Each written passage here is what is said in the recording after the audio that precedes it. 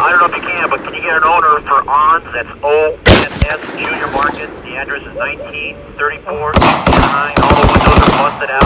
That's like a free-for-all here. What's up? Owner should be able to do it. I'm gonna try not to ramble too much, but I just realized I didn't do a review on this, and I said I would. This is the Definitive Arms Underfolder adapter. So, basically, I'm going to go real brief into the adapter, and then I'll talk about the rest of the rifle. So, I picked this thing up about a year ago for about $100. It is very, very, very easy to install. And by easy, I mean disassemble the rifle. You don't need to drill any holes. It's 4 bolts, 4 nuts. I want to say it's a maybe 3/8 size nut, and I don't know what size Allen key, but it's a small Allen key. So that, a little bit of thread locker, you're set. It has holes to drill additional holes for roll pins. I opted out of that. Go to AK Operators Union and look at Rob Ski's review of this. I don't think he did either, but it doesn't need it. It held his weight, and that dude's a lot bigger than I am. Well, not a lot bigger. He's bigger. I'm a small frame guy, so got a mil-spec buffer tube on it. When I first put it on, I bought the buffer tube stock combo, and it was Magpul. I destroyed the Magpul stock about 3 months ago. It has held up to a lot of abuse. About 1,000 to 1,500 rounds, somewhere in there, through it with the adapter on there, and it's held up really great so far. You probably already read the description of the video. This is a Yugoslavian M70 AB2, but they make them for AKMs and Yugos. So if you have either of those, AKM covers a lot. I mean, it covers Arsenal. I think it covers some Saiga. It covers Polish underfolders. It covers a lot. You guys got to do your own research, but yeah. So I bought this rifle about 10 years ago.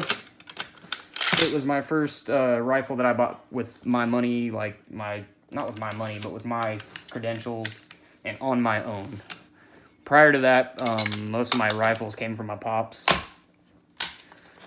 And it's just a great rifle. I mean, it's accurate, 1.5 millimeter thick receiver. It's a heavier RPK barrel. I think it's a Haley Strategic Thorntail, and I broke it in a class. So since then, I've had this Alzetta cheapo light mount. It's like a fiberglass reinforced whatever composite.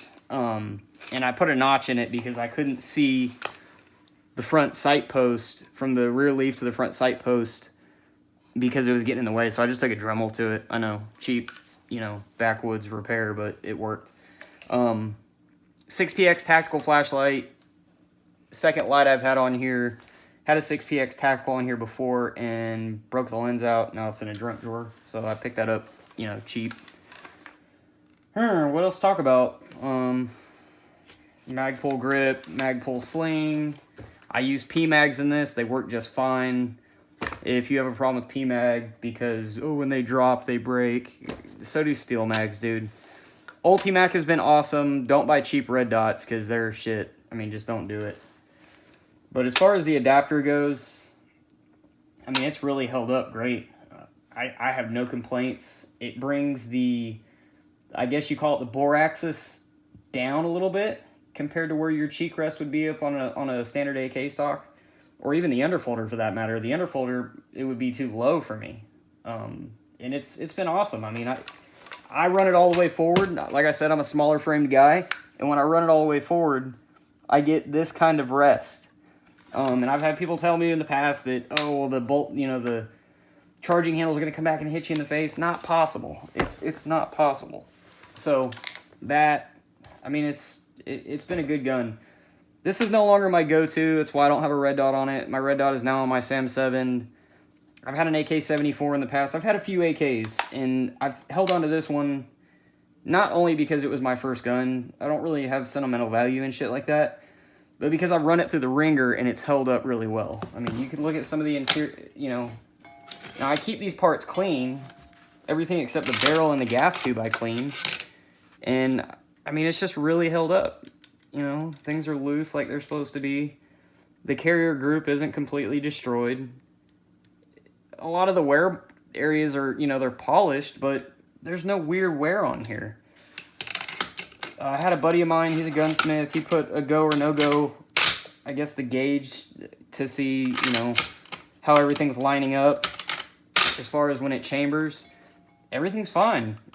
Probably 10,000 rounds, somewhere between 8 and 10,000 rounds to this rifle. No problem. I'm sure the barrel's probably, you know, the rifling's about shot, but I haven't had any accuracy issues out of it. So when you take the fact that this was an underfolder that got put in the closet a couple years back because it was uncomfortable to shoot and just didn't see a lot of range time or training, and put this stock on it, you revive it. You know, you can take that shitty old rifle that you don't want to shoot, put a real stock on it, and turn it back into a fighting rifle again, and do what it was always intended to do. Fight with, train with, shoot, have fun, enjoy. This setup, $125, maybe 130 or 140 after taxes. The adapter itself was 100. This stock was $5. You know, I bought it at a gun shop. I think it was a Smith & Wesson. You can pick up a buffer tube in between 20 and $50 somewhere in there, depending on how fancy you want to get. I mounted it without a castle nut. I put a crush washer in here. Globbed a shit ton of red thread locker on there. Tightened it down as tight as I could get it to where it'll line up. And it doesn't come off. I don't think I could get this off without destroying the buffer tube. So, I mean, I'm happy with it. It's been a good setup. And now this isn't a home defense. This is my truck gun, which I should probably pick up another red dot, but they're fucking expensive. Aim points are so expensive. And I've just really wanted to invest my money into ammo here recently. It's a good rifle. You know, what can I say? It's a good setup. And it definitely takes that shitty old, terrible length of pull underfolder stock, which some of you guys are going to get on here and hate. That stock is shit. Period. There's nothing good about it. That's about it, guys. I'm going to do another video today. Look out for a knife review today. You guys know me. Mostly I do knife reviews, but I just wanted to do this adapter review. A lot of people out there are on the forums talking about wanting an adapter, and I get tired of typing all that shit up and saying, yeah, it's good, it does this, it does that. And just send them a link to my video, or hopefully if they're doing a web search, they can find this video and not have to sell their underfolders. Because there's a lot of good guns out there that are underfolders that get sold because of that reason. And if you like underfolders, you don't train. You don't shoot enough. If you did, you would know exactly what I'm talking about. Underfolders are good at one thing and one thing only. That's making the rifle smaller. They don't aid in your accuracy. They don't aid in the comfort of shooting it. And they just suck. So, you know, get with the program and get one of these. And, you know, it's a good manufacturer. I can't say anything bad about them.